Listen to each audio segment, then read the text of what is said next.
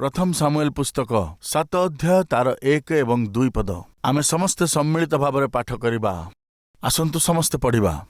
अनंतर किरियथ जियारिमीय लोकमाने आसी सदाप्रभुंकर सिंधुक नहीं जाई पर्वत स्थित अभिनादब्र गृहरे रखिले। पुणी सदाप्रभुंकर सिंधुक रक्षार्थे ताहार पुत्र इलियासरकु पवित्र कले। सिंधुक किरियथ जियारिमरे बास करिबा दिनावधि दीर्घकाल अर्थात 20 वर्ष गत हेला। एथिरे समुदाय इस्राएल वंश सदाप्रभुंक पश्चात विलाप कले। तहिरे सामुएल समुदाय इस्राएल वंश को कहिले, जेबे तुम्हे माने समस्त अंतकरण सहित सदाप्रभुंक प्रति फेरुअछ, तेबे आपणामानक मध्यरु विदेशीय देवता मानकु ओ अष्टारोथ देवीगणकु दूर कर ओ सदाप्रभुंक उद्देश्य आपणामानकर अंतकरण प्रस्तुत कर ओ केवल ताहांकु सेवा कर। तहिरे से पलेस्टिया मानक हस्तरु तुम मानकु उद्धार करिवे। दयाकरी ध्यान दियंतु, षष्ठ पर्वरे परमेश्वरंकर उपस्थिति आमकु दरकार नाही। आमकु एई प्रकार परमेश्वर दरकार नाही। एहीपरि कही किछि लोक माने परमेश्वरंकर उपस्थितिरु बाहरकु जीवा पई इच्छा करथिले।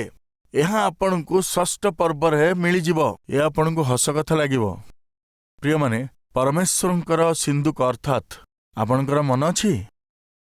जेतेबेले परमेश्वर मूसांकु समागम तंबु निर्माण पई कहिले, सेतेबेले से महापवित्र स्थान रे कोन रखिथिले जानंती? सिंधुक। ये होछि सिंधुक। सिंधुक अर्थ अति पवित्र स्थान रे रखा जाइतिबा एक सुनार बाक्स। सेथिरे 10 आज्ञा लेखा जाइतिबा 2टी प्रस्तर फलक थिला। तार डाहाण रे आ बाम रे 2 जण स्वर्गदूत आपण देखि पारुचंती। से माने 2टी किरिबो, राइट। आउ से सिंधुकर उपरे पापाच्छादनर वस्त्र थाए। आउ से पापाच्छादन वस्त्र उपरे परमेश्वरंकर उपस्थितिर महिमा देखा जाई थाए। अर्थात परमेश्वरंकर उपस्थिति रे आपण देखि पारुचंती ना स्क्रीन रे? परमेश्वरंकर उपस्थिति जेउठारे थाए सेही स्थान रे एई सिंधुक थाए। यह सूचना दिए जे एई सिंधुक जेउ स्थान रे अछि, परमेश्वरंकर उपस्थिति सेठारे अछि।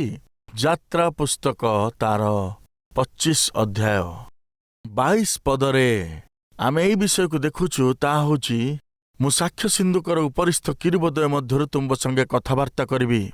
आंभर समस्त आज्ञा तुंभको जणाइबा। एहा कही सेई स्थान रे बाइबल हमको प्रकाश करे जे सिंधुक उपरे जो किरुब अछंती सेमानकर मध्यरु मु तुंब सहित कथा हेबी। तार अर्थ कोन? मु सेठारे उपस्थित अछि।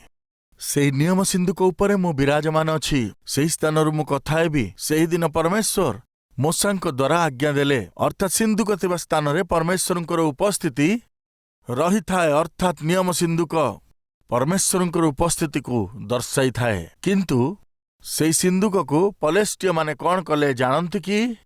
नेइकिरि चली गले। पलेस्टिय लोक माने, पापी लोक माने सिंधुक को निज देश को नहीं चली गले। इस्राएलिय मानक संगे लड़िबाकु आसिले। इस्राएली लोक माने कोन कले जानंती? सेई सिंधुक को युद्ध को नहीं जाइथिले। काहेकि जानिचंती? सेई सिंधुक परमेश्वरंकर उपस्थितिर चिन्ह थिला।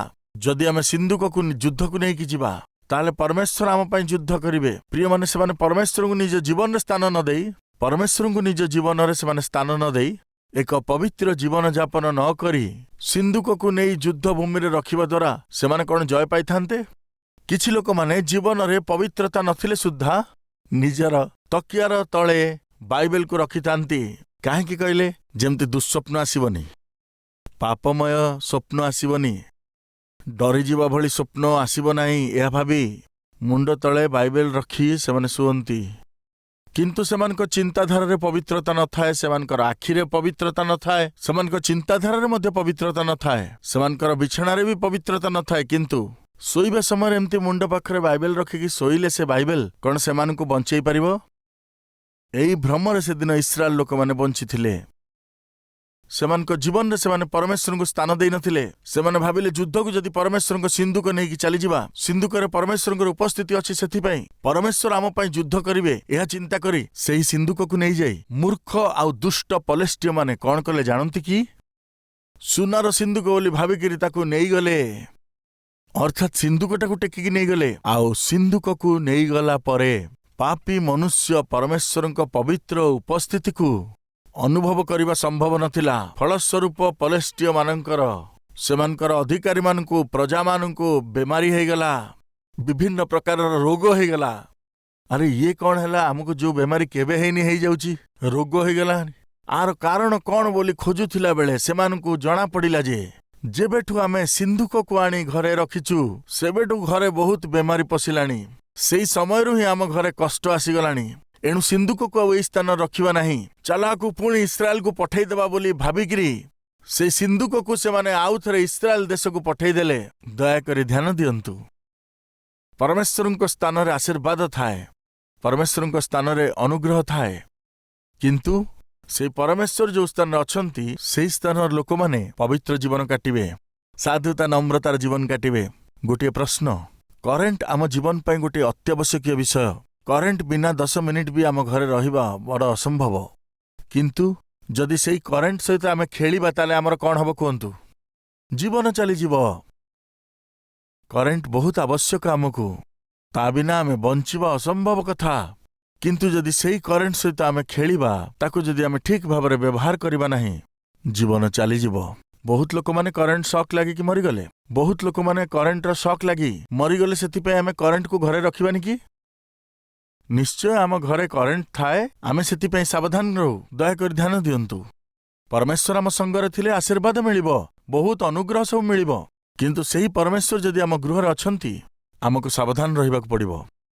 आमर चिंताधारा हेई पारे, आमर जीवनर अभ्यास सब हेई पारे, आमर प्राण आत्मा शरीर हेई पारे, आमर परिवार हेई पारे, आमे जहा सुनुचु, आमे जहा खाउचु, आमे जहा करूचु, ए सब विषय हेई पारे। स्त्री सहित, स्वामी सहित, पिलामानक सहित जो व्यवहार आमे करूचु ता हेई पारे।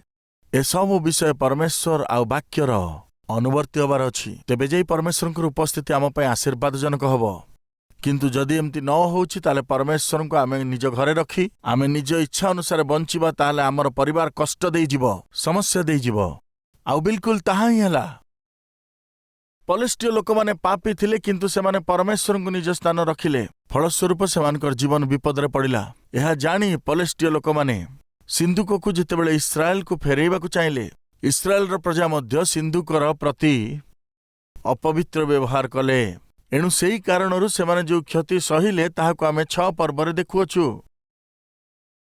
6 पर्वर शेष पदरे आपण देखिबे, बाबू तमे ए सिंधुककु आसी नहीं जाओ, ए सिंधुककु आसी नहीं जाओ। कौन कहउछन्ते आस देखिबा। 6 पर्वरे शेष पद, तहु सेमाने किरियत जियारिमर लोकमानक निकटकु दूत पठाई कहिले, पलेस्टीय माने सदाप्रभुଙ୍କ सिंधुक फेराई आनी अछंती, तुम्भे माने आसी आपण मानक निकटकु ताहा नहीं जाओ, तुमे आसी नहीं जाओ।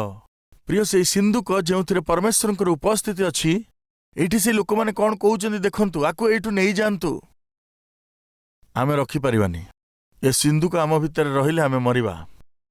ए सिंधुककु नहीं जानतु, ए सिंधुककु नहीं जानतु एमती कही किरियत जियारिम लोकमानक निकटकु खबर पठेले। फलस्वरूप सेठाकार लोक माने आसी सिंधुककु निज स्थान को नहीं जाई से सिंधुक विषय जहा सेमानकर करणीय ताहा कले। प्राय 20 वर्ष पर्यंत सिंधुक सही स्थान रे ही थिला।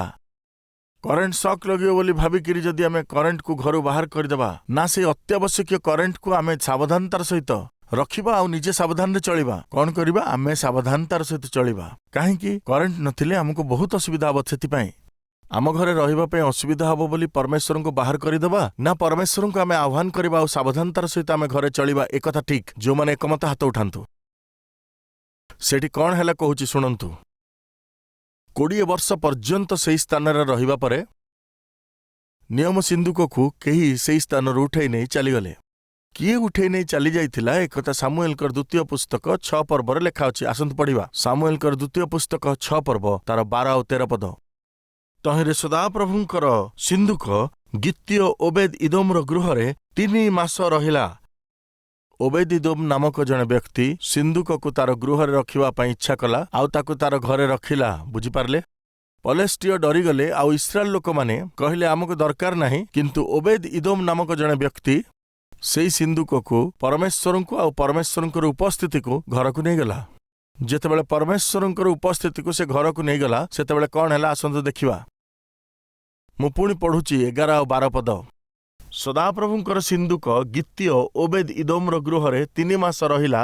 पुणी सदाप्रभु ओबेद इदोमକୁ ओ तार समस्त परिवार को आशीर्वाद कले।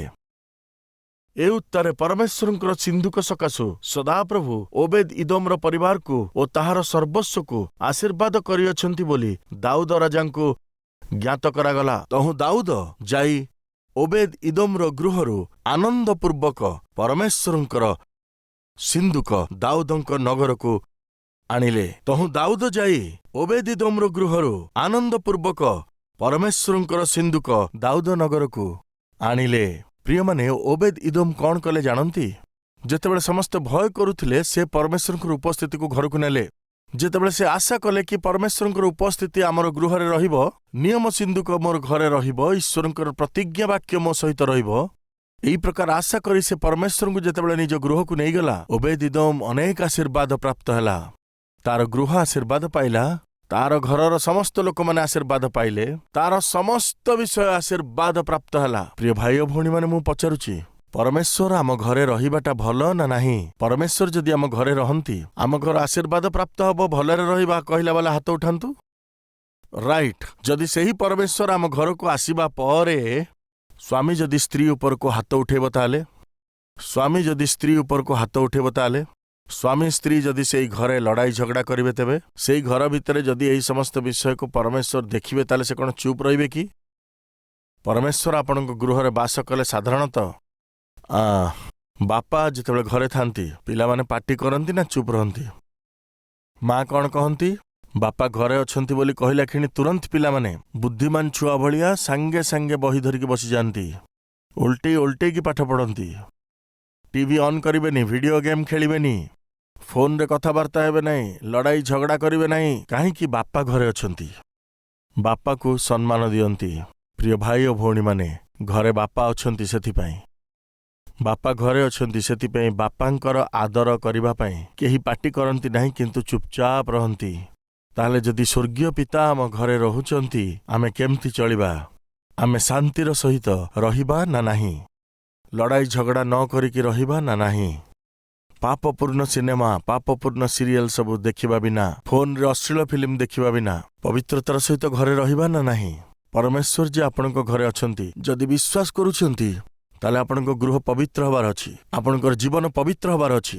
ପ୍ରଭୁ ଆପଣଙ୍କ ଗୃହରେ ରୁହନ୍ତୁ ବୋଲି ଆଶା କରି ତାଙ୍କୁ ନିଜ ଘରେ ଆହ୍ୱାନ କରିବା ପରେ ସେଇ ଘର ଭିତରେ ଯଦି ଆପଣ ପବିତ୍ର କାମ ସବୁ କରିବେ, ତାହେଲେ ନିଶ୍ଚୟ ପରମେଶ୍ୱର ଆପଣଙ୍କୁ ଦଣ୍ଡିତ କରିବେ। ନିଶ୍ଚିତ ଭାବେ ଆପଣ ଯେଉଁ ଭୁଲ କରୁଛନ୍ତି, ସେଥିପାଇଁ ସେ ଆପଣଙ୍କୁ ଦଣ୍ଡ ଦେବେ, ହିସାବ ମାଗିବେ, ଆଉ ନିଶ୍ଚିତ ସେ ଶାସନ କରିବେ। ଇଏ ଆର୍ଥିକ ରୂପରେ ହେଇପାରେ, ସ୍ୱାସ୍ଥ୍ୟଗତ ଭାବରେ ହେଇପାରେ, କିମ୍ବା ଅନ୍ୟ କୌଣସି ପ୍ରକାର ହେଇପାରେ। ପରମେଶ୍ୱର ନିଜ ପିଲାମାନଙ୍କୁ କ'ଣ କରନ୍ତି? ଦଣ୍ଡ ଦେଇଥାନ୍ତି। ପ୍ରଥମେ ଚେତାବନୀ ଦେଇଥାନ୍ତି, ଯଦି କାମ ନ ହୁଏ ତାହେଲେ ଦଣ୍ଡ ଦିଅନ୍ତି। ଅର୍ଥାତ୍ ପରମେଶ୍ୱର ଆମ ଘରେ ରହିବା ଆବଶ୍ୟକୀୟ ବିଷୟ, କିନ୍ତୁ ପରମେଶ୍ୱରଙ୍କୁ ନିଜ ଗୃହକୁ ଆଣି ବେପରୁଆ ଜୀବନଯାପନ କରିବା ଆଉ ଭୁଲ କାମ ସବୁ କରିବା ଦ୍ୱାରା ପରମେଶ୍ୱର ଯିଏ ଆମର ଜୀବନର ମୂଳ ଆଧାର ଅଟନ୍ତି, ତାଙ୍କ ସହିତ ବେପରୁଆ ଜୀବନଯାପନ ଯଦି କରିବା, ତାହା ବଡ଼ ବିପଜ୍ଜନକ ବିଷୟ। କରେଣ୍ଟ ଆମ ପାଇଁ ଆବଶ୍ୟକୀୟ ବିଷୟ, କିନ୍ତୁ ତା ସହିତ ଯଦି ଆମେ ଖେଳିବା, ଜୀବନ ଚାଲିଯିବ। ଆଉ ତାଠାରୁ ବଡ଼ ବିଷୟ, କୋଟି କୋଟି ଗୁଣରେ ପାୱାରଫୁଲ ପର୍ସନ କିଏ କୁହନ୍ତୁ? ଆମର ପ୍ରଭୁ ଯୀଶୁଖ୍ରୀଷ୍ଟ, ମହାନ ଶକ୍ତିଶାଳୀ ଆମର ପ୍ରଭୁ ଯୀଶୁଖ୍ରୀଷ୍ଟ। ତାଙ୍କୁ ଯଦି ଆମେ ନିଜ ଘରକୁ ଆଣିବା, ତାହେଲେ ଆଶୀର୍ବାଦ ପାଇବା। ଓବେଦ ଇଦୋମ ନିଜ ଘରକୁ ପରମେଶ୍ୱରଙ୍କୁ ନେଇକି ଆସିଲା, ତାର ସମ୍ପୂର୍ଣ୍ଣ ଘର ଆଜି ଆଶୀର୍ବାଦ ପ୍ରାପ୍ତ ହେଲା। ଆଜି ମୁଁ ପଚାରୁଛି, ଯଦି ସେଇ ପରମେଶ୍ୱର ଆମକୁ ଦରକାର, ଆଉ ତାଙ୍କର ଉପସ୍ଥିତି ବି ଦରକାର, ଆଉ ତା ସହିତ ସମୃଦ୍ଧି ମଧ୍ୟ ଦରକାର, ତାହେଲେ ଆପଣମାନେ ହାତ ଉଠାନ୍ତୁ। ମୋର ଗୋଟେ ପ୍ରଶ୍ନ, ଯଦି ଆମେ ପରମେଶ୍ୱରଙ୍କୁ ଚାହୁଁଛୁ ଆଉ ତାଙ୍କର ଉପସ୍ଥିତି ଆମ ଘରେ ରହୁ ବୋଲି ଚାହୁଁଛୁ, ଏମିତି ଯଦି ଆପଣ ଆଶା କରୁଛନ୍ତି, ତାହେଲେ କେମିତି ଦିନ କାଟିବେ? କେମିତି ଜୀବନ କାଟିବା? ପିତା ଆମର ଘରେ ଅଛନ୍ତି, ପରମ ପିତା ଯେ ଆମ ଗୃହରେ ବାସ କରୁଛନ୍ତି, ଏହା ଜାଣି ଆମେ ଶାନ୍ତିରେ ରହିବା। ପରମେଶ୍ୱର ଯେ ଆମ ଗୃହରେ ବାସ କରୁଛନ୍ତି, ଏହା ଜାଣି ଆମକୁ ପବିତ୍ର ଜୀବନ, ସିଦ୍ଧ ଜୀବନ କାଟିବାର ଅଛି, ସଚ୍ଚୋଟତାରେ ବଞ୍ଚିବା। ଯଦି ଏପରି ନ କରୁ, ତାହେଲେ ଆମେ ପରମେଶ୍ୱର ଅଛନ୍ତି ବୋଲି ଜାଣି ସୁଦ୍ଧା ବେପରୁଆ ଜୀବନଯାପନ କରିବା, କଷ୍ଟ ଆଉ ନଷ୍ଟକୁ, ଦୁଃଖ ଆଉ ସମସ୍ୟାକୁ ଡାକି ଆଣିବା। ଓବେଦ ଇଦୋମ ଯେଉଁ ଭଲ କାମ କରିଥିଲେ, ତାହା ଥିଲା ସେ ପ୍ରଭୁଙ୍କର ଉପସ୍ଥିତିକୁ ଘରକୁ ଆଣିଥିଲେ। ପ୍ରିୟମାନେ, ଦିନେ ଜଣେ ରାଜା ଜଙ୍ଗଲରେ ଶିକାର କରିବାକୁ ଗଲା, ଆଉ ଅଚାନକ ଗୋଟିଏ ସିଂହ ଆସି ଯେତେବେଳେ ରାଜା ଉପରେ ଆକ୍ରମଣ କଲା, ସେହି ସମୟରେ ଗୋଟିଏ ଯୁବା ଯିଏକି ବଳବାନ ଥିଲା, ଶିକାର କରିବା ପାଇଁ ବନ୍ଧୁକ ନେଇକି ଜଙ୍ଗଲକୁ ଯାଇଥିଲା। ସିଂହ ଯେତେବେଳେ ରାଜା ଉପରେ ଆକ୍ରମଣ କଲା, ସେଇ ଯୁବା ଆସି ବନ୍ଧୁକ ଦ୍ୱାରା ସେ ସିଂହକୁ ମାରି ରାଜାଙ୍କର ରକ୍ଷା କରିଦେଇଥିଲା। ରାଜା ବହୁତ ଖୁସି ହେଇ, ଆରେ ବାବୁ, ତମେ କିଏ? ଠିକ୍ ସମୟରେ ପହଞ୍ଚି ମୋତେ ରକ୍ଷା କଲ। ତମର ଯଦି କିଛି ଆବଶ୍ୟକତା ଅଛି ମୋତେ କୁହ, ମୁଁ ତୁମର ସବୁ ଇଚ୍ଛା ପୂର୍ଣ୍ଣ କରିବି କହିବାରୁ ସେ କହିଲା, ରାଜା ମୋର କୌଣସି ଇଚ୍ଛା ନାହିଁ, କିନ୍ତୁ ଆପଣ ଦିନେ ଆମ ଘରକୁ ଖାଇବା ପାଇଁ ଆସନ୍ତୁ।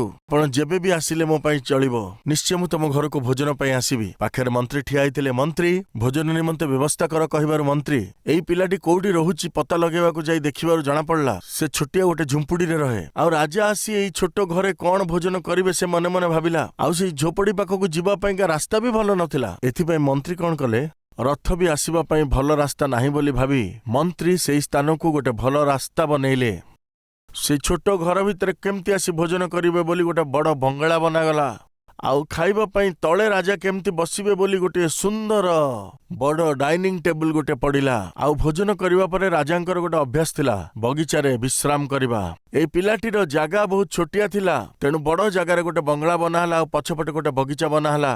ସବୁ ହେଇଯିବା ପରେ ରାଜାଙ୍କ ପାଇଁ ସ୍ୱାଦିଷ୍ଟ ଭୋଜନ ଏ ପିଲା କଣ ବନେଇ ପାରିବ? ରାଜା କଣ ଖାଆନ୍ତି ଏ ପିଲା କଣ ଜାଣିଛି? ରାଜାଙ୍କର ସ୍ତ୍ରୀ ଜାଣିଛନ୍ତି, ନହେଲେ ତାଙ୍କ ଝିଅ ଜାଣିଛି ଏକଥା। ରାଜାଙ୍କର ସ୍ତ୍ରୀ ଆସିକି ଏଠି କେମିତି ରାନ୍ଧିବେ ବୋଲି ଭାବିକିରି ରାଜକୁମାରୀ ନିଜେ ଆସିକି ଯଦି ଖାଦ୍ୟ ରାନ୍ଧିବେ ତାହେଲେ ଭଲ ହବ। ଏ ସବୁ ଭାବିଲା ପରେ ମନ୍ତ୍ରୀ ଯାଇ ରାଜାଙ୍କୁ କହିଲେ, କଥା କଣ କି ମହାରାଜ, ଆପଣଙ୍କର ରାଜ୍ୟ ଶାସନ ପାଇଁ ଗୋଟେ ବୁଦ୍ଧିମାନ ପିଲା ଦରକାର ବୋଲି କହୁଥିଲେ ନା ଆପଣ? ସେଇ ଯୁବାଟି ମତେ ମିଳିଯାଇଛି ମହାରାଜ। ସେ କିଏ? ମନ୍ତ୍ରୀ ବୋଲି ପଚାରିଲେ। ସେଇ ପିଲା ଯିଏ ଆପଣଙ୍କୁ ବଞ୍ଚେଇଥିଲା। ସେଇ ପିଲାଟି ରାଜା ହବାର ଯୋଗ୍ୟତା ରଖିଛି। ଆଉ ରାଜା ପଚାରିଲେ, ଏକଥା ତୁମେ କେମିତି କହିପାରୁଛ? ସିଏ ଆପଣଙ୍କୁ ଖାଇବାକୁ ଡାକିଦେଲା, ଆପଣ ଭାବିଲେ ଖାଲି ଖାଇଦେଇକି ଆସିବା କଥା ତ। ଆଉ ସେ ବୁଦ୍ଧିମାନ ପିଲା। ତା ଗାଁକୁ ରାସ୍ତା ନାହିଁ, ତା ଘର ବହୁତ ଛୋଟ, ତା ପାଖରେ ଜାଗା ନାହିଁ, ରାନ୍ଧିକି ଦବା ପାଇଁ ତାର ସ୍ତ୍ରୀ ନାହିଁ। ଯେତେବେଳେ ସେ ଆପଣଙ୍କୁ ଖାଇବା ପାଇଁ ଡାକିଲା, ମତେ ସବୁ ବ୍ୟବସ୍ଥା କରିବାକୁ ଆପଣ କହିଲେ। ଆପଣଙ୍କ ପାଇଁ ଖାଦ୍ୟ ରାନ୍ଧିବାକୁ ଆପଣଙ୍କର ରାଣୀ କିମ୍ବା ଝିଅ ଆସିବେ। ତାର ସ୍ତ୍ରୀ ହବା ବିନା ଆପଣଙ୍କର ଝିଅ ଯାଇ ତାଙ୍କ ଘରେ ଖାଇବା କେମିତି ରାନ୍ଧିବ? ଏଥିପାଇଁ ମହାରାଜ ସେ ବହୁତ ବୁଦ୍ଧିମାନ ପିଲା। ସେ ଦେଶ ଉପରେ ଶାସନ କରିବା ପାଇଁ ଯୋଗ୍ୟ। ତାକୁ ଆପଣ ଜ୍ୱାଇଁ କରନ୍ତୁ ଏବଂ ନିଜର ଝିଅକୁ ଦାନ କରନ୍ତୁ। ତାକୁ ଏ ରାଜ୍ୟର ରାଜକୁମାର ବନାନ୍ତୁ, ଭଲ ରହିବ। ଆଉ ସେତେବେଳେ ରାଜା ଭାବିଲେ, ଆରେ ଏତେ ତ ବଢିଆ କଥା। ପ୍ରିୟମାନେ, ସେ କଣ କଲା ଜାଣନ୍ତି? ରାଜା, ଆପଣଙ୍କର ସୁନା ଦରକାର ନାହିଁ, ଆପଣଙ୍କ ଚାନ୍ଦି ଦରକାର ନାହିଁ, କିଛି ନାହିଁ। ଆପଣ ମୋ ଘରକୁ ଆସିଯାଆନ୍ତୁ, ଆଉ କିଛି ଦରକାର ନାହିଁ। ପରମେଶ୍ୱରଙ୍କର ଉପସ୍ଥିତି ଯଥେଷ୍ଟ। ମତେ ଆଉ ଆପଣଙ୍କୁ ଆଜି ସୁନା ରୂପା ଦରକାର ନାହିଁ। ପାଠ ପଢାର ଆବଶ୍ୟକତା ନାହିଁ, ଧନ ସମ୍ପତ୍ତି ନୁହେଁ, କିନ୍ତୁ ଏ ସବୁର ମୂଳାଧାର ସେଇ ପରମେଶ୍ୱର ଯେତେବେଳେ ଘରକୁ ଆସିବେ, ତାଙ୍କ ସହିତ ସମସ୍ତ ଆଶୀର୍ବାଦ ଆପଣଙ୍କ ଘରକୁ ଆସିଯିବ। ମୁଁ ଆପଣଙ୍କୁ ପଚାରୁଛି, ଆଜି ସମଗ୍ର ଆଶୀର୍ବାଦର ଭଣ୍ଡାର ସେଇ ପରମେଶ୍ୱରଙ୍କୁ ଆପଣଙ୍କ ଘରକୁ ଡାକି ସବୁ ଆଶୀର୍ବାଦକୁ ପାଇବା ପାଇଁ ଚାହାନ୍ତି କି? ସେଦିନ ସେ ପିଲାଟି ସେଇଆ କଲା।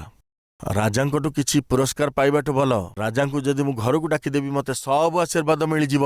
କେମିତି ଆଶୀର୍ବାଦ ପାଇଲେ ସେ ଜାଣନ୍ତି କି? ଦେଶର ଶାସକ ହବାର ପୁରସ୍କାର ସେ ରାଜାକୁ ନିଜର ଘରକୁ ଡାକିବା ଦ୍ୱାରା ପାଇଗଲା। ପ୍ରିୟ ଭାଇ ଓ ଭଉଣୀମାନେ, ମୋର ଆଉ ଆପଣଙ୍କର ପରମେଶ୍ୱର ଆଶ୍ଚର୍ଯ୍ୟ ପରମେଶ୍ୱର, ସାରା ସୃଷ୍ଟି ଉପରେ ସେ ଏକମାତ୍ର ଶାସନକର୍ତ୍ତା, ସମ୍ରାଟ ଅଟନ୍ତି। ସେଇ ପରମେଶ୍ୱରକୁ ଯଦି ଆପଣ ନିଜ ଗୃହକୁ ଡାକିବେ ତାହେଲେ କେତେ ଭଲ କଥା ହବ। ଆପଣ ହାତ ଟେକିଥିଲେ ଯେ ସେଇ ପରମେଶ୍ୱର ମତେ ଦରକାର, ମୁଁ ତାଙ୍କୁ ଘରକୁ ଡାକିବି। ସେ ପରମେଶ୍ୱର ଆପଣଙ୍କ ଘରକୁ ଆସିବେ, କିନ୍ତୁ ଶୁଣନ୍ତୁ, ଯଦି ଚାହାନ୍ତି ସେ ଆସି ଆପଣଙ୍କ ଘରେ ରୁହନ୍ତୁ, ତାହେଲେ ନିଶ୍ଚୟ ଆପଣଙ୍କୁ ସେ ପରମେଶ୍ୱର ଶାନ୍ତିରେ ରହିବା ପାଇଁ ଆପଣଙ୍କୁ ପବିତ୍ର ଜୀବନ କାଟିବାକୁ ପଡ଼ିବ। ଯଦି ଆପଣ ପବିତ୍ର ଜୀବନ ନ କାଟିବେ ତାହେଲେ ସେଇ ପରମେଶ୍ୱର ଆପଣଙ୍କର ଘରେ ଥିଲେ ମଧ୍ୟ ଆପଣ ଯଦି ସ୍ୱେଚ୍ଛାଚାରୀ ଜୀବନଯାପନ କରିବେ ତାହେଲେ ତାର ନିଶ୍ଚିତ ଆପଣ ମୂଲ୍ୟ ଦେବେ। ଦ୍ୱିତୀୟରେ, ଇସ୍ରାଏଲୀୟ ଲୋକମାନେ 20 ବର୍ଷ ଧରି ସେଇ ସିନ୍ଧୁକ ଅର୍ଥାତ୍ ଯାହା ପରମେଶ୍ୱରଙ୍କର ଉପସ୍ଥିତି ଥିଲା ତାକୁ ହରାଇଥିଲେ। ତାଙ୍କୁ ବୁଝା ପଡ଼ି ଯାଇଥିଲା ଯେ ଆମର ଜୀବନ କାହିଁକି ଏମିତିଆ ହେଇଛି। ତାର କାରଣ ହେଉଛି ଆମର ଜୀବନର ଯେ ମୂଳ ଆଧାର ସେଇ ପରମେଶ୍ୱର, ତାଙ୍କର ସେଇ ଉପସ୍ଥିତିକୁ ଆମେ ହରାଇ ଦେଇଛୁ। ଆମକୁ ଦରକାର ନାହିଁ କହି କହି ଆମେ ପରମେଶ୍ୱରଙ୍କର ଉପସ୍ଥିତିକୁ ହରାଇଛୁ। ଏଥିପାଇଁ ପରମେଶ୍ୱରଙ୍କର ଉପସ୍ଥିତି ଆମର ଆବଶ୍ୟକତା, ତାହା ଅତି ଆବଶ୍ୟକ ବୋଲି ଭାବି ପରମେଶ୍ୱରଙ୍କର ଉପସ୍ଥିତି ବିନା ବଞ୍ଚିବାଟା ଯେ କେତେ କଷ୍ଟକର ବିଷୟ, ଯେ କେତେ ଅସ୍ତବ୍ୟସ୍ତକାରୀ ବିଷୟ, କେତେ ଯେ ବିପଜ୍ଜନକ, ଏହା ବୁଝିଗଲା ପରେ ସେମାନେ କାନ୍ଦିବାକୁ ଆରମ୍ଭ କଲେ। ଆସନ୍ତୁ ପଢ଼ିବା, ଆମେ ତାହା 7ମ ଅଧ୍ୟାୟରେ ଦେଖିପାରୁଛୁ। ପ୍ରଥମ ସାମୁଏଲ ପୁସ୍ତକ ତାର 7ମ ଅଧ୍ୟାୟ। ଏବେ ସେମାନେ କାନ୍ଦୁଛନ୍ତି। କାହିଁକି କାନ୍ଦୁଛନ୍ତି? 2ୟ ପଦରେ ଲେଖା ହେଇଛି, ଆସନ୍ତୁ ପଢ଼ିବା। ସିନ୍ଧୁକ କିରିୟତ୍ ଜିଆରିମ୍‌ରେ ବାସ କରିବା ଦିନାବଧି ଦୀର୍ଘକାଳ ଅର୍ଥାତ୍ 20 ବର୍ଷ ଗତ ହେଲା। ଏଥିରେ ସମୁଦାୟ ଇସ୍ରାଏଲ ବଂଶ ସଦାପ୍ରଭୁଙ୍କ ପଶ୍ଚାତ୍ ବିଳାପ କଲେ। ସମଗ୍ର ଇସ୍ରାଏଲ ବୁଝିଗଲେ ଯେ ସେମାନେ ପ୍ରଭୁଙ୍କର ଉପସ୍ଥିତିକୁ ହଜେଇଛନ୍ତି। ପ୍ରଭୁଙ୍କର ଉପସ୍ଥିତିରୁ ଆମେ ଦୂରକୁ ଚାଲିଯାଇଛୁ। ଆମେ କଣ କମେଇବା? ପ୍ରଭୁଙ୍କର ଉପସ୍ଥିତିକୁ ହରେଇ ଆମେ ନିଜ ଜୀବନରେ କିଛି ହାସିଲ କରିପାରିବା ନାହିଁ। ପ୍ରିୟ ଭାଇ ଭଉଣୀମାନେ ଶୁଣନ୍ତୁ, परमेश्वरଙ୍କର ଉପस्थितिକୁ ହରେଇ କେହି କ'ଣ କିଛି ହାସିଲ କରିଛି? କେହି କିଛି ପାଇନାହାନ୍ତି। ପଲେଷ୍ଟିୟ ଲୋକମାନେ ବାରମ୍ବାର ଆସି ଇସ୍ରାଏଲୀୟ ଲୋକମାନଙ୍କ ଉପରେ ଆକ୍ରମଣ କରୁଥିଲେ। କେବଳ ସେତିକି ନାହିଁ, ସେ ଇସ୍ରାଏଲୀୟ ଲୋକମାନଙ୍କ ଉପରେ ଆକ୍ରମଣ କରି ସେମାନଙ୍କୁ ସେମାନଙ୍କର ଦାସ ବନେଇ ରଖୁଥିଲେ। ଆଉ ସେହି ସମୟରେ ଇସ୍ରାଏଲୀୟମାନେ ବାରମ୍ବାର ପରମେଶ୍ୱରଙ୍କୁ ପରିତ୍ୟାଗ କରୁଥିଲେ। ବାରମ୍ବାର ସେମାନେ ପାପ କରି ପରମେଶ୍ୱରଙ୍କର କ୍ରୋଧର କାରଣ ହେଉଥିଲେ। ଫଳସ୍ୱରୂପ ବାରମ୍ବାର ପରମେଶ୍ୱର ସେମାନଙ୍କୁ ଦଣ୍ଡିତ କରୁଥିଲେ। ବିଚାରକର୍ତ୍ତା ପୁସ୍ତକ 3 ଅଧ୍ୟାୟରେ ଆମେ ଦେଖୁଛୁ। ପ୍ରିୟମାନେ, ନିଜ ବାଇବେଲରେ ଦେଖନ୍ତୁ। ବିଚାରକର୍ତ୍ତା ପୁସ୍ତକ ତାର 3 ଅଧ୍ୟାୟରେ ପ୍ରଥମରୁ ମୁଁ ପାଠ କରୁଛି 7ମ ପଦ। ଅନନ୍ତର ଇସ୍ରାଏଲ ସନ୍ତାନଗଣ ସଦାପ୍ରଭୁଙ୍କ ଦୃଷ୍ଟିରେ ଯାହା ମନ୍ଦ ତାହା କଲେ ଓ ସଦାପ୍ରଭୁ ସେମାନଙ୍କର ପରମେଶ୍ୱରଙ୍କୁ ପାଶୋରି ବାଲ୍ ଦେବଗଣର ଓ ଆସେରା ଦେବୀଗଣର ସେବା କଲେ। ତହୁଁ ଇସ୍ରାଏଲ ପ୍ରତି ସଦାପ୍ରଭୁଙ୍କର କ୍ରୋଧ ପ୍ରଜ୍ୱଳିତ ହେଲା, ଆଉ ସେ ସେମାନଙ୍କୁ ଅନ୍ୟ ରାଜାର ହସ୍ତରେ ଦେଲେ। ଏହି ପ୍ରକାର ଯେତେବେଳେ ସେ ସେମାନଙ୍କୁ ଦାସତ୍ୱ ବନ୍ଧନରେ ରଖିଲେ, କେତେ ବର୍ଷ ପାଇଁ ରଖିଲେ? 8 ପଦରେ ଶେଷ ଲାଇନ ଦେଖନ୍ତୁ। ଇସ୍ରାଏଲୀୟ ଲୋକମାନେ 8 ବର୍ଷ ପର୍ଯ୍ୟନ୍ତ ଦାସ ଭାବରେ ରହିଲେ। 8 ବର୍ଷ ପର୍ଯ୍ୟନ୍ତ ଶତ୍ରୁର ଗୋଲାମୀ କଲେ। ତାର କାରଣ କ'ଣ ଥିଲା? ଯେ ଇସ୍ରାଏଲୀୟ ଲୋକମାନେ ପରମେଶ୍ୱରଙ୍କ ଦୃଷ୍ଟିରେ ପାପ କରିବାକୁ ଲାଗିଲେ। ସେଥିପାଇଁ ସେମାନଙ୍କୁ ଶତ୍ରୁ ହସ୍ତରେ ସମର୍ପିତ କଲେ, ଆଉ ଶତ୍ରୁମାନେ ସେମାନଙ୍କୁ ବନ୍ଦୀ ବନେଇ ସେମାନଙ୍କୁ ଦୁର୍ବ୍ୟବହାର କଲେ। ସେତେବେଳେ ଯେ ଏମାନେ ସମସ୍ତେ ରୋଦନ ବିଳାପ କଲେ, ତାପରେ ସେମାନେ କ'ଣ କଲେ? ଆସନ୍ତୁ ଦେଖିବା 9 ପଦରେ। ଏ ଉତ୍ତରେ ଇସ୍ରାଏଲ ସନ୍ତାନଗଣ ସଦାପ୍ରଭୁଙ୍କ ନିକଟରେ କ୍ରନ୍ଦନ କରନ୍ତେ ସଦାପ୍ରଭୁ ଇସ୍ରାଏଲ ସନ୍ତାନଗଣ ପାଇଁ କାଲେବଙ୍କର କନିଷ୍ଠ ଭ୍ରାତା କନସ୍ର ପୁତ୍ର ଅତ୍ମିଏଲକୁ ଉଦ୍ଧାରକର୍ତ୍ତା ରୂପେ ଉତ୍ପନ୍ନ କଲେ। ପ୍ରଭୁ, ଏହା ଅସହ୍ୟ, ଦୟାକରି ଆମକୁ ରକ୍ଷା କରନ୍ତୁ। ଏହିପରି ବିନତି କରିବାରୁ ପ୍ରଭୁ ଦୟାକରି ଅତ୍ମିଏଲ ନାମକ ଜଣେ ବିଚାରକର୍ତ୍ତାଙ୍କୁ ସେମାନଙ୍କୁ ଉଦ୍ଧାର କରିବା ପାଇଁ ପଠେଇଲେ। ଅବି ସେମାନେ ମୁକ୍ତ ହୋଇଗଲେ, ମୁକ୍ତ ଜୀବନଯାପନ କରୁଥିଲେ। ଆଉ ଥରେ ଯେତେବେଳେ ଶାନ୍ତିକୁ ପାଇଲେ, ପବିତ୍ର ଜୀବନଯାପନ କରିବା କଥା। କୁକୁର ଲାଙ୍ଗୁଡ଼ ସବୁବେଳେ ବଙ୍କା ପରି ସେ ଲୋକମାନେ କ'ଣ କଲେ? କିଛି ସମୟ ପର୍ଯ୍ୟନ୍ତ ଠିକ୍ ରହିଲେ, ଆଉ ତାପରେ ପୁଣି ପାପ କରିବାକୁ ଆରମ୍ଭ କଲେ। ଆଉ ତାପରେ କ'ଣ ହେଲା? ଆସନ୍ତୁ ଦେଖିବା 12 ପଦରେ। ଅନନ୍ତର ଇସ୍ରାଏଲ ସନ୍ତାନଗଣ ସଦାପ୍ରଭୁଙ୍କ ଦୃଷ୍ଟିରେ ଯାହା ମନ୍ଦ ତାହା ପୁନର୍ବାର କଲେ। ଏ ହେତୁ ସଦାପ୍ରଭୁଙ୍କ ଦୃଷ୍ଟିରେ ଯାହା ମନ୍ଦ ତାହା ସେମାନେ କରିବାରୁ ସଦାପ୍ରଭୁ ଇସ୍ରାଏଲର ପ୍ରତିକୂଳରେ ମୋଆବର ରାଜା ଏଗ୍ଲୋନକୁ ସବଳ କଲେ। କେତେ ବର୍ଷ ପାଇଁ? 18 ବର୍ଷ ଧରି ଇସ୍ରାଏଲର ପ୍ରଜା ମୋଆବ ରାଜାର ଦାସତ୍ୱରେ ରହିଲେ। ପ୍ରଥମେ କେତେ ବର୍ଷ? 8 ବର୍ଷ, ଅବି 18 ବର୍ଷ। ତାପରେ ଆସନ୍ତୁ 13 ପର୍ବକୁ ଯିବା। ସେଠି କ'ଣ ହେଲା ଦେଖିବା। 13 ଅଧ୍ୟାୟର ପ୍ରଥମ ପଦ। ଅନନ୍ତର ଇସ୍ରାଏଲ ସନ୍ତାନଗଣ ସଦାପ୍ରଭୁଙ୍କ ଦୃଷ୍ଟିରେ ଯାହା ମନ୍ଦ ତାହା ପୁନର୍ବାର କଲେ। ତହିଁରେ ସଦାପ୍ରଭୁ 40 ବର୍ଷ ଯାଏ ସେମାନଙ୍କୁ ପଲେଷ୍ଟିୟମାନଙ୍କ ହସ୍ତରେ ସମର୍ପଣ କଲେ। ପଲେଷ୍ଟିୟମାନେ ବହୁତ ଦୁଷ୍ଟ ଥିଲେ। ତାଙ୍କ ହାତରେ କୌଣସି ମନୁଷ୍ୟ ଯଦି ପଡ଼ିଗଲା, ତାଙ୍କର ବହୁତ ଖରାପ ଅବସ୍ଥା କରୁଥିଲେ। 40 ବର୍ଷ ଯେତେବେଳେ ଏମାନେ ଦାସତ୍ୱ ବନ୍ଧନ ରହିଲେ, ସେମାନେ ଛଟପଟ ହେଇଗଲେ। ପ୍ରିୟମାନେ, ଗୁଲାମୀକୁ ସେମାନେ ସହି ପାରିଲେନି। ପଲେଷ୍ଟିୟମାନଙ୍କର ହାତରେ ସେମାନେ ବନ୍ଧା ଥିବାବେଳେ ଇସ୍ରାଏଲୀୟମାନଙ୍କୁ ଉଦ୍ଧାର କରିବା ପାଇଁ କିଏ ଉଠିଲେ ଜାଣନ୍ତି? ପଲେଷ୍ଟିୟମାନଙ୍କର ସାମ୍ନା କରିବା ପାଇଁ ବହୁତ ଶକ୍ତିଶାଳୀ ଏବଂ ବଳବାନ ବ୍ୟକ୍ତି ଦରକାର ଥିଲା। ପରମେଶ୍ୱର କ'ଣ କଲେ? ସାମସନକୁ ବିଶେଷତା ଦେଲେ ଏବଂ ତାକୁ ବଳବାନ କଲେ। ଗୋଟିଏ ସାମାନ୍ୟ ଗଧର ଥୋମଣିକୁ ନେଇ ହଜାର ପଲେଷ୍ଟିୟମାନଙ୍କୁ ମାରିବା, ଏ ପ୍ରକାର ବଳ ସାମସନ ପାଖରେ ଥିଲା। ସାମସନକୁ ପରମେଶ୍ୱର ଏତେ ବଳ କାହିଁକି ଦେଇଥିଲେ? ତାର କାରଣ, ପରମେଶ୍ୱରଙ୍କ ପ୍ରଜା ଇସ୍ରାଏଲକୁ ପଲେଷ୍ଟିୟମାନଙ୍କ ହସ୍ତରୁ ଉଦ୍ଧାର କରିବ ସେଥିପାଇଁ। କିନ୍ତୁ ଯେତେବେଳେ ସାମସନ ତାର ବଳ ଏବଂ ସୌନ୍ଦର୍ଯ୍ୟକୁ ଆଧାର କରି ଝିଅମାନଙ୍କ ପଛରେ ଗୋଡ଼େଇବାକୁ ଲାଗିଲା, ସ୍ତ୍ରୀମାନଙ୍କର ଦାସ ହୋଇଗଲା ଏବଂ ବେଶ୍ୟାମାନଙ୍କ ନିକଟକୁ ଯିବାକୁ ଲାଗିଲା, ନିଜର ଶରୀରକୁ ଅପବିତ୍ର କଲା, ପରମେଶ୍ୱର ଦେଖୁଥିଲେ। ସେ ସାମସନକୁ ଛାଡ଼ିଦେଲେ। ପ୍ରିୟ ଭାଇ ଓ ଭଉଣୀମାନେ, ପରମେଶ୍ୱରଙ୍କର ଉପସ୍ଥିତିକୁ ହରାଇବା ଭଲ ନୁହେଁ। ଇସ୍ରାଏଲର ଲୋକମାନେ ବିଳାପ କଲେ, ଆମେ ପରମେଶ୍ୱରଙ୍କର ଉପସ୍ଥିତିକୁ ହରାଇଲୁ, ପରମେଶ୍ୱରଙ୍କ ଠାରୁ ଦୂରକୁ ଚାଲିଗଲୁ। ଗତ 20 ବର୍ଷ ଧରି ତାଙ୍କର ସିନ୍ଧୁକ ଆମ ଭିତରେ ନାହିଁ। ଏଥିପାଇଁ ଆମ ଜୀବନରେ ଶାନ୍ତି ନାହିଁ, ଆନନ୍ଦ ନାହିଁ, ତୃପ୍ତି ନାହିଁ କି ସମୃଦ୍ଧି ନାହିଁ। ଆମ ଜୀବନରେ ଆଉ କ'ଣ ରହିଗଲା? ପ୍ରଭୁଙ୍କର ଉପସ୍ଥିତିକୁ ହରାଇଲା ପରେ ସେମାନେ କାନ୍ଦୁଥିଲେ। ଦୟାକରି ଧ୍ୟାନ ଦିଅନ୍ତୁ। ସାମସନ ପରମେଶ୍ୱରଙ୍କର ଉପସ୍ଥିତିରେ ଥାଇ ମହାକର୍ମ ସବୁ କରୁଥିଲା, କିନ୍ତୁ ସ୍ତ୍ରୀ ଲୋକମାନଙ୍କ ପଛରେ লাই ପରମେଶ୍ୱରଙ୍କର ଉପସ୍ଥିତିକୁ ହରାଇଲା ଆଉ ତାଙ୍କଠାରୁ ଦୂରକୁ ଚାଲିଗଲା। ଫଳସ୍ୱରୂପେ କ'ଣ ହେଲା? ଯେତେବେଳେ ପରମେଶ୍ୱର ସାମସନକୁ ପରିତ୍ୟାଗ କଲେ ଆଉ ସାମସନ ପରମେଶ୍ୱରଙ୍କର ଉପସ୍ଥିତିକୁ ହରାଇଲା, ପଲେଷ୍ଟିୟମାନେ ସାମସନକୁ ଧରିଲେ ଆଉ ତାଙ୍କର ଆଖି ଫୁଟେଇଲେ, ଆଉ ତାର ଶରୀରକୁ ସେମାନେ କଷ୍ଟ ଦେଲେ, ଆଉ ତାକୁ ସେମାନେ ଜଞ୍ଜିରରେ ବାନ୍ଧିଦେଲେ। ଏକ ଅଭାବନୀୟ ପରିସ୍ଥିତିରେ ସାମସନ ନିଜେ ଆତ୍ମହତ୍ୟା କଲା। ଆପଣ କ'ଣ ବୁଝୁଛନ୍ତି? ପରମେଶ୍ୱରଙ୍କର ଉପସ୍ଥିତି ଥିବା ପର୍ଯ୍ୟନ୍ତ ସାମସନକୁ କେହି ଛୁଇଁ ପାରିଲେ ନାହିଁ। ତା ସହିତ ଟକ୍କର ଦେବା ପାଇଁ କେହି ନଥିଲେ। କିନ୍ତୁ ଯେମିତି ସାମସନର ପାପ ସବୁକୁ ଦେଖି ଆଉ ତାର ଫେରିବା ଅସମ୍ଭବ ଜାଣି ପରମେଶ୍ୱର ଯେତେବେଳେ ତାକୁ ଛାଡ଼ିଦେଲେ, ସାମସନ ଅଭାଗା ହେଇଗଲା ସେଦିନ, ସେ ଏକେଲା ହେଇଗଲା ସେଦିନ, ଆଉ ଶେଷରେ ସାମସନ ନିଜକୁ ନିଜେ ମାରିଦେଲା। ପ୍ରିୟ ଭାଇ ଓ ଭଉଣୀମାନେ, ପରମେଶ୍ୱରଙ୍କଠୁ ଦୂରକୁ ଯିବା ଭଲ ନୁହେଁ, ତାଙ୍କ ଉପସ୍ଥିତିରୁ ବାହାରକୁ ଯିବା ସୁରକ୍ଷିତ ନୁହେଁ।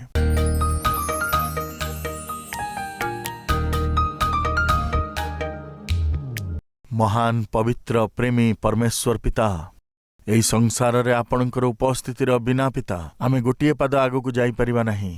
ଆଉ ସେହି ସମୟରେ ପରମେଶ୍ୱର ପିତା, ଯେତେବେଳେ ତୁମେ ଆମ ସହିତରେ ଥାଅ, ଆମେ ନିଜ ଇଚ୍ଛା ଅନୁସାରେ ବଞ୍ଚିବା ଆଉ ନିଜ ଜୀବନ ମଧ୍ୟରେ ସଂସାରକୁ ଆଉ ସଂସାରର ପାପମୟ କାର୍ଯ୍ୟ ସବୁକୁ ସ୍ଥାନ ଦେବା, ତାହେଲେ ପିତା ଆପଣ ଦେଖୁଛନ୍ତି ଏଇ ଡର ବି ଆଉ ରହିବ ନାହିଁ। ଆଉ ନିର୍ଭୀକତାରେ ପାପ କରି ଯଦି ଚାଲିବା, ନିଶ୍ଚୟ ଆପଣଙ୍କର ମନରେ ତାହାର ଆଘାତ ହେବ, ଆଉ ନିଶ୍ଚୟ ପିତା ତାହାକୁ ସୁଧାରିବା ପାଇଁ ଆପଣ ଆମକୁ ଦଣ୍ଡିତ କରିବେ। ସେଇ ଦଣ୍ଡ କେଉଁ ରୂପରେ ମଧ୍ୟ ଆସିପାରେ, ବେମାରୀ ରୂପରେ ଆସିପାରେ, କିମ୍ବା ସଙ୍କଟ ରୂପରେ ମଧ୍ୟ ତାହା ଆସିପାରେ, ଆର୍ଥିକ ସମସ୍ୟା ଭାବରେ ତାହା ଆସିପାରେ, କିମ୍ବା ଅନ୍ୟ କୌଣସି ପ୍ରକାରର ସମସ୍ୟା ହେଇ ଆସିପାରେ। ପିତା ଆପଣଙ୍କ ହୃଦୟରେ ଆଘାତ ଦେଇ ନିଜେ ଆଘାତ ପ୍ରାପ୍ତ ହେବାରେ କୌଣସି ଲାଭ ନାହିଁ। ତୁମେ ଆମର ଗୃହରେ ଅଛ, ତୁମର ଉପସ୍ଥିତି ଆମ ମଧ୍ୟରେ ଅଛି, ଏହା ଉପଲବ୍ଧି କରି ତୁମର ମହିମା କରିପାରିବା ଅନୁଗ୍ରହ କରନ୍ତୁ। ତୁମେ ଯେପରି ଶାନ୍ତିର ସହିତ ଆମର ଗୃହରେ ବାସ କରିବ, ଏପରି ବାତାବରଣ ଆମେ ସୃଷ୍ଟି କରିବା, ଏପରି ସହାୟତା କରନ୍ତୁ ପିତା। ପିତା, ଇସ୍ରାଏଲ ଲୋକମାନେ ତୁମକୁ ହରେଇ ସେମାନଙ୍କର ଜୀବନ ଡର ଆଉ କମ୍ପ ଭିତରେ ଚାଲିଗଲା।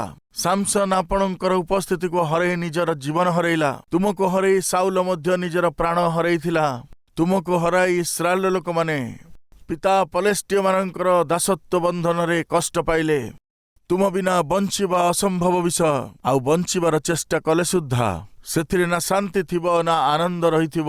ପିତା, ଆଜି ତୁମର ବାକ୍ୟ ମଧ୍ୟ ଦେଇ ସତ୍ୟକୁ ଜାଣିବା ଦ୍ୱାରା ତୁମକୁ ଆମ ଜୀବନରେ, ଆମର ପରିବାର ମଧ୍ୟରେ ସମ୍ପୂର୍ଣ୍ଣ ହୃଦୟରେ ଆହ୍ୱାନ କରୁଅଛୁ। ଆସନ୍ତୁ ପିତା।